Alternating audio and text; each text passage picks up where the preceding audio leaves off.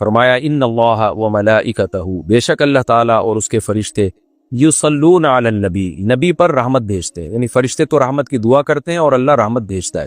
یا ایھا الذین آمنوا، اے لوگو جو ایمان لائے ہو، صلو علیہ، نبی پر خصوصی رحمت بھیجا کرو جس کو اردو میں درود کہا جاتا ہے، وسلموا، اور سلامتی بھیجا کرو، تسلیمہ، سلامتی بھیجنا، یعنی خوب سلامتی بھیجا کرو۔ تو یہ آیت جب اس آیت کی وجہ سے علماء نے یہ مسئلہ فقہاء نے بیان کیا ہے کہ زندگی بھر میں ایک مرتبہ درود بھیجنا ہر مسلمان پہ فرض ہے، کیونکہ اللہ نے حکم دیا ہے، اور الامر بشیء لا یقتضی التکرار، جب کسی بات کا آرڈر دیا جاتا ہے نا تو وہ ایک دفعہ کرنے سے وہ آرڈر پورا ہو جاتا ہے۔ تو اللہ نے ہمیں درود کا حکم دیا، تو زندگی میں ایک دفعہ بھی اگر ہم درود پڑھ لیں گے تو یہ فرض ادا ہو جائے گا، جیسے کہ کلمہ توحید زندگی میں ایک دفعہ پڑھنا فرض ہے، باقی جتنا پڑھے اتنا اچھا ہے۔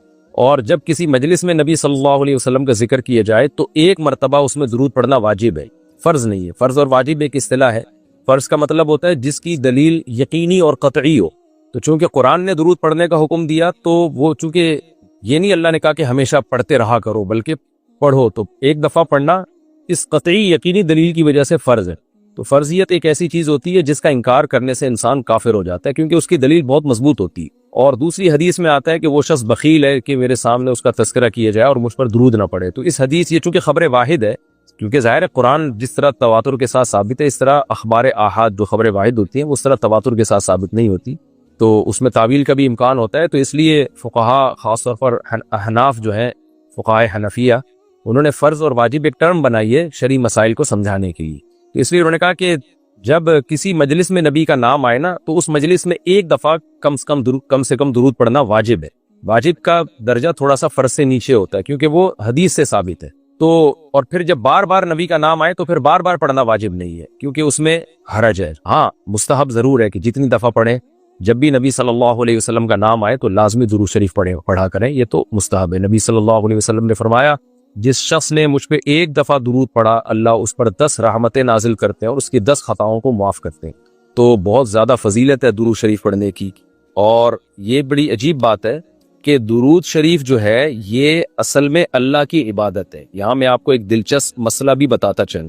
شرعی مسئلہ یہ ہے کہ جب ہم کوئی منت مانتے ہیں نا، منت کہ اگر اللہ نے میرے مریض کو شفا دے دی تو میں اتنے روزے رکھوں گا، میں یہ کروں گا، میں یوں کروں گا، تو اس عمل کو منت کہا جاتا ہے کہ باقی اگر آپ ٹھیک ہو گئے تو آپ پر لازم ہوتا ہے کہ آپ وہ کام کریں۔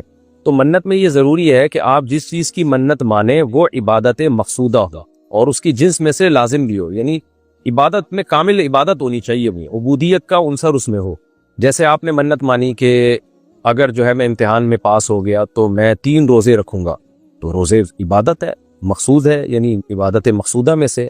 لیکن اگر آپ نے منت مانی کہ میں اگر امتحان میں پاس ہو گیا تو میں وضو کروں گا، تو وضو چونکہ مقصود نہیں ہے، عبادت مقصودہ نہیں ہے، وضو سے مقصد تو نماز ہوتی ہے، تو وہ منت آپ کے اوپر لازمی نہیں ہوگی۔ آپ نے اگر منت مانی کہ جی میں صدقہ کروں گا، تو صدقہ عبادت مقصودہ ہے اور اس کی جنس میں سے جو زکوٰۃ ہے وہ واجب بھی ہے۔ روزے کی جنس میں سے رمضان کا روزہ واجب ہے۔ آپ نے نفل نماز کی منت مانی تو بھی منت پورا کرنا آپ پر لازم ہے، کیونکہ نفل نماز جو ہے وہ عبادت بھی ہے اور اس کی جنس میں سے یعنی فرض نماز آپ پر لازم بھی ہے۔ تو اگر دونوں میں سے ایک شرط بھی نہیں پائی جائے گی تو منت پھر منعقد ہی نہیں ہوتی ہے۔ جیسے آپ نے کہا کہ میں جو ہے وہ اگر امتحان میں کامیاب ہو گیا، پاس ہو گیا، تو میں جو ہے اپنے والدین کی خدمت کروں گا، تو یہ خدمت ثواب تو بہت ہے لیکن عبادت مقصودہ نہیں ہے، عبادت مقصودہ نہیں، تو یہ منت آپ پر پورا کرنا لازم نہیں ہوگی۔ خدمت تو کرنی چاہیے، ماں باپ کی خدمت سے بڑھ کر تو دنیا میں کوئی نیکی نہیں ہے، لیکن عبادت مقصودہ نہیں ہے۔ مقصودہ کا مطلب نماز، حج، یہ سب چیزیں جو ہے نا مقصود میں آتی ہیں۔ یہ کسی عارضے کی وجہ سے اللہ نے ہمیں حکم دیا ہے کہ تاکہ ماں باپ کو پریشانی نہ ہو۔ یہی وجہ ہے کہ اگر خدمت کے محتاج نہیں ہوتے تو پھر خدمت واجب بھی نہیں ہوتی، ان کی خدمت کے محتاج ہوتے ہیں تو واجب ہوتی ہے۔ لیکن نماز تو جب بھی ٹائم آئے گا آپ پر لازم ہوگی، زکوٰۃ تو سال گزرنے کے بعد جب بھی صاحب نصاب ہوں گے آپ پر لازم ہوگی، چاہے غریبوں کو ضرورت ہو یا نہ ہو، آپ پر تو زکوٰۃ واجب ہوتی رہے گی۔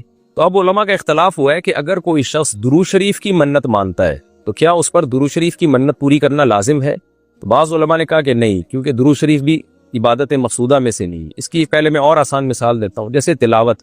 علماء کہتے ہیں اگر کوئی یہ منت مانتا ہے کہ اگر میں امتحان میں کامیاب ہو گیا تو میں 3 پارے تلاوت کروں گا، تو یہ منت پوری کرنا بھی واجب نہیں ہے، کیونکہ قرآن پڑھنا بہت زیادہ ثواب تو ہے لیکن عبادت مقصودہ نہیں ہے، بلکہ مقصد قرآن سے کیا ہے کہ آپ کا دل بنے اور آپ کو آخرت کی یاد تازہ ہو، آپ کو شرعی حکام کا علم ہو۔ ثواب بہت ہے، ہر ثواب کا کام اصطلاحی عبادت نہیں ہوتا، خوب سمجھ لیں۔ عبادت کی بھی دو قسمیں ہیں، ایک عبادت ٹرم ہے، اصطلاح ہے، اور ایک عبادت مجازن ہم عبادت، ہر اچھے کام کو عبادت کہتے ہیں۔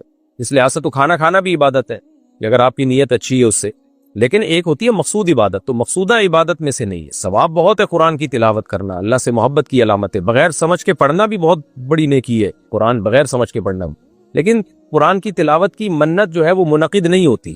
تو اسی طرح اب یہ اختلاف ہوا ہے کہ اگر کوئی درود شریف کی منت مان لیتا ہے کہ اگر میں امتحان میں کامیاب ہو گیا تو میں 100 دفعہ درود شریف پڑھوں گا، تو کیا یہ منت پوری کرنا واجب ہے یا نہیں؟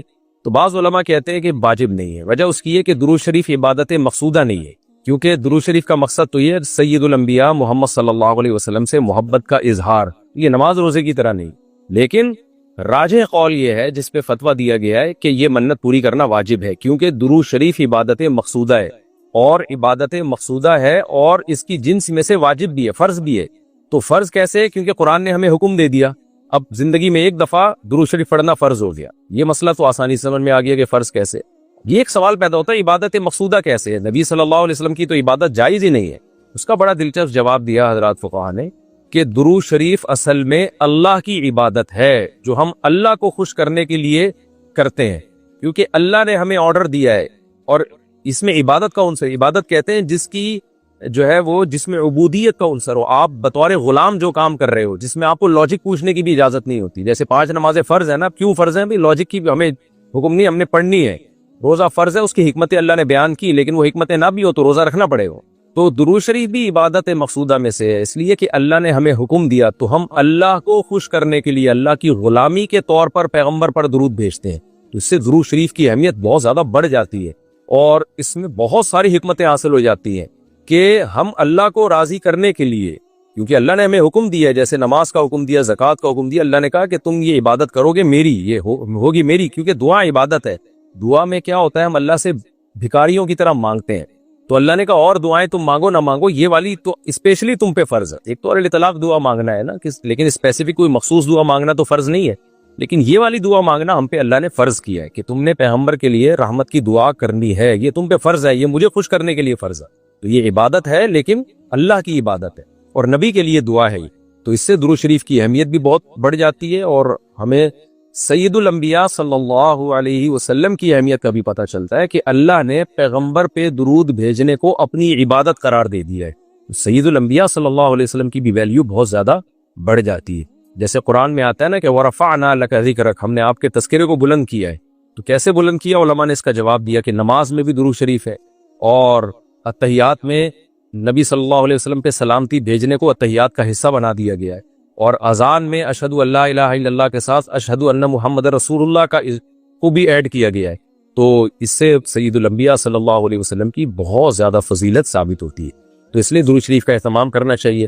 جیسے شریعت میں بعض عبادتیں بعض اوقات میں زیادہ پسندیدہ ہیں، آپ دن میں نوافل پڑھیں اس کا بھی ثواب ملتا ہے، لیکن یہ نوافل آپ رات کے آخری حصے میں پڑھیں تو